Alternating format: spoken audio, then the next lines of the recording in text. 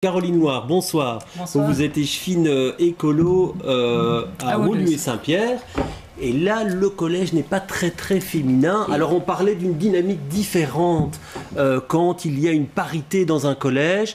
Ça veut dire que vous devez plus vous battre pour faire avancer certains points au collège de Woluwe-Saint-Pierre où les femmes sont en minorité?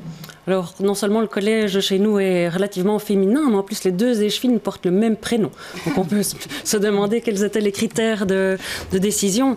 Ça présente en tout cas donc certainement... Deux échevines sur 8. Hein. Deux échevines sur 8, sur 9, même si on compte le bourgmestre. Alors, je pense effectivement que les femmes au sein de ce collège apportent une dynamique assez forte. Le potentiel pour la prochaine législature est grand de pouvoir voir la parité s'équilibrer un petit peu. Voilà, maintenant, chacun est avec son portefeuille de compétences, se complète aussi sur d'autres aspects que juste l'aspect homme-femme, en termes de génération, en termes de parcours professionnel et d'expérience.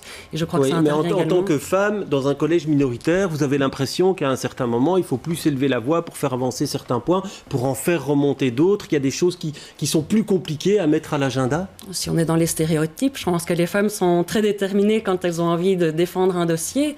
Et qu'en plus on est dans un collège où on a envie de pouvoir mener des projets ensemble, et je pense qu'à titre personnel j'aime bien voir aboutir les réalisations pour lesquelles je me suis engagée.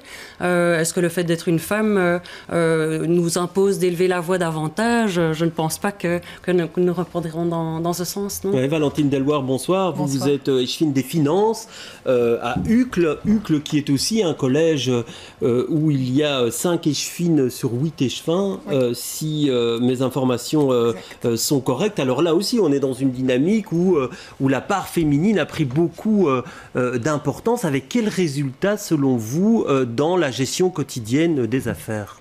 Que j'ai toujours beaucoup de plaisir à aller au collège le jeudi matin, évidemment. Je pense que chacun vient avec sa sensibilité. Le fait d'être une femme amène une part de sensibilité, mais comme d'autres l'ont dit avant moi, il y a aussi le parcours professionnel, la réalité de famille qui amène aussi d'autres sensibilités. J'ai par exemple, pour mon collègue Jonathan Birman, on est tous les deux parents de jeunes enfants, mais on va partager des préoccupations similaires que je ne partage peut-être pas toujours avec mes autres collègues féminines.